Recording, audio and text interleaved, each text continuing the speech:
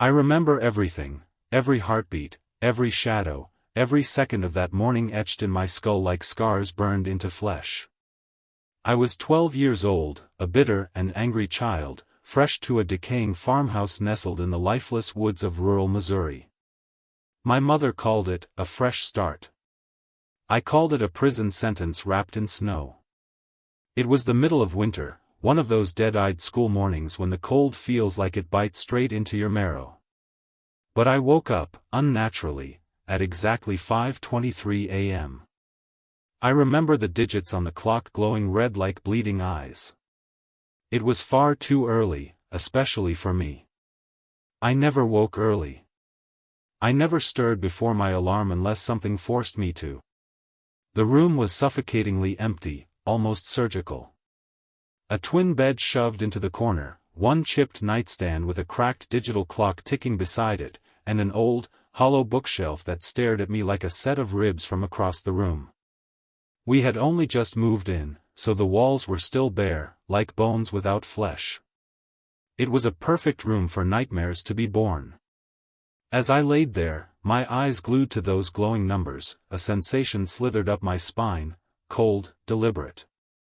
It was like something from beneath the floorboards was watching, waiting. I turned my head slowly, already knowing something would be there. And it was. There at the foot of my bed stood a figure, a small silhouette framed by the dim moonlight seeping through the cracked blinds. I squinted, thinking it was my little brother, Nathan, 7 years old, dumb as a box of rocks, and annoying as hell. But something felt off. He was just standing there, too still. My first reaction wasn't fear. No. It was rage. Always rage first. "Nathan, what the hell are you doing in here?" I growled, my voice sharp, low, venomous. He said nothing. "Nathan." I sat up. My tone was more warning now, more threat than question. He took a step forward. Then another. I leaned forward. So did he, but more. Too much. Inhumanly close. That is when I saw it clearly. The light struck just right. It was not Nathan. It was not even human. Warning suspicious content, its skin was sickly white, almost translucent, stretched tightly over a skeletal frame like wax over bone. It had no mouth, no nose, no ears, only a smooth, empty face. Where eyes should have been, there were sunken hollows, deep and void of anything living. The moonlight didn't touch them. It was like the darkness bled out of its skull. It had no clothes. No hair. No gender. Just flesh, cold, lifeless, and wrong. Every part of me screamed to run, to pull the covers over my head like I used to when I was little. But instead, I stared. Fascinated. I wanted to see more. I wanted to understand it. I wanted it to see me. I don't know why. Maybe I wanted to make it afraid of me the way it made me afraid. But when it leaned just inches from my face, I couldn't keep the scream in any longer. It ripped out of my throat, raw and sharp, like the howl of a cornered animal. That scream did something. It jolted the thing. Not like a normal person would flinch, this thing flew backward like it had been struck by lightning. It hit the floor with an unnatural, weightless crash, limbs flailing, knocking my alarm clock off the nightstand and sending it clattering across the room. The thing didn't stand. No, it crawled. It moved on all fours like a grotesque spider, limbs bending at angles that no child's joints should. It scrambled toward the empty bookshelf, its limbs clicking softly on the wooden floor. Then it curled itself into the corner, knees to chest, head buried deep into the hollow of its body. It shivered like it was scared. And maybe, that made me furious. Why should it be afraid? It came into my room. My space. It was a mistake I could not tolerate. That was when the door burst open. My mother, Karen, flipped on the light, her bathrobe hanging loose, her face a twisted mask of panic. She shouted my name, but I barely heard her over the hammering in my chest. The light hit every corner of the room. The thing was gone. Warning suspicious content, I sat there on the edge of my bed, trembling but not from fear anymore. My hands were clenched into fists so tight my nails had dug into my palms, and there were small crescent-shaped wounds where the skin had broken. My mother stood in the doorway, eyes wide, hand still on the light switch. She took a cautious step toward me like I was the one who needed to be approached carefully. "What happened?" she asked. I did not answer immediately. I pointed instead, my arm heavy and trembling, toward the place where the thing had been curled up in the corner of the room, where my bookshelf now sat untouched, the floor beneath it looking too clean. Like it had been wiped down, erased. As if nothing had ever happened at all. "It was here," I said. My voice sounded foreign, hoarse, twisted by something I had not heard in myself before. "It stood right there. Then it crawled. It was watching me." My mother's face contorted slightly. Not doubt, no, it was something else. A flicker of something deeper, something buried. She glanced at the alarm clock, still lying face down halfway across the room like a broken witness. She slowly walked over, bent down, and picked it up. The front screen was cracked, a long line running through the red digital numbers that had once glared at me. "I think you had a nightmare," she said carefully. Her voice was soft, but I could tell she did not believe her own words. She was lying, and not just to me, to herself, too. "No," I said sharply, standing now. "It was real. That thing, whatever the hell it was real. I was awake. My clock was on the table before it knocked it over." She gave a little nod, almost mechanical. "Still, maybe you just imagined it. Your brain can do strange things when you're half asleep."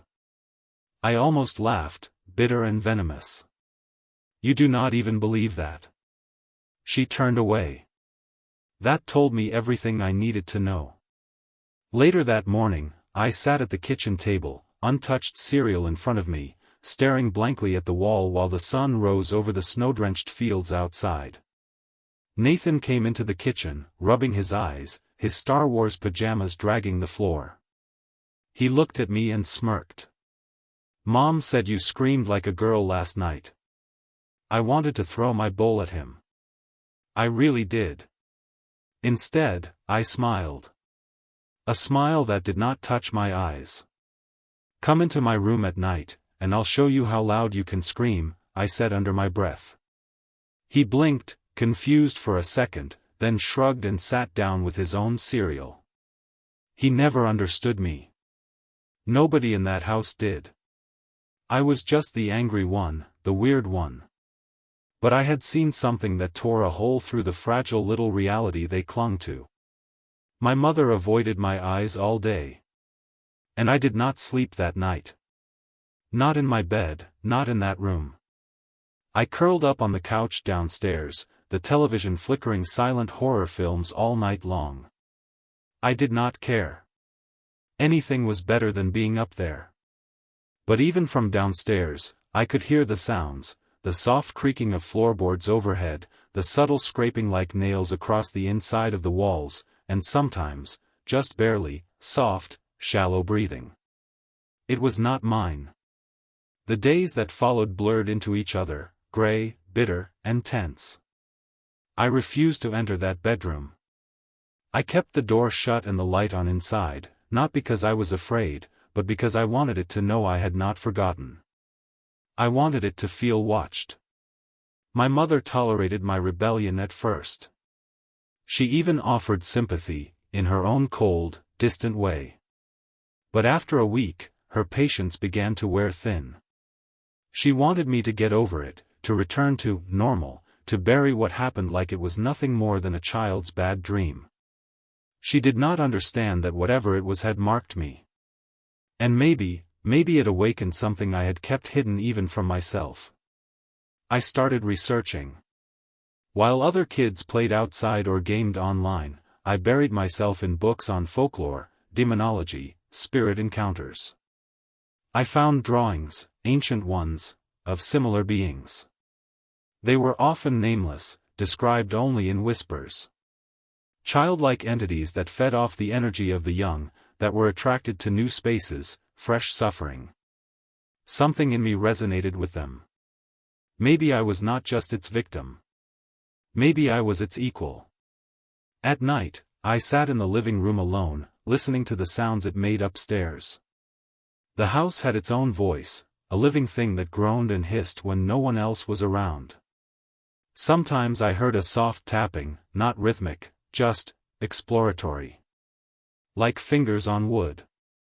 Once, I heard something fall, a dull thump from my room above, and I smiled. It was still there. Hiding. Lurking. Watching. 2 weeks passed.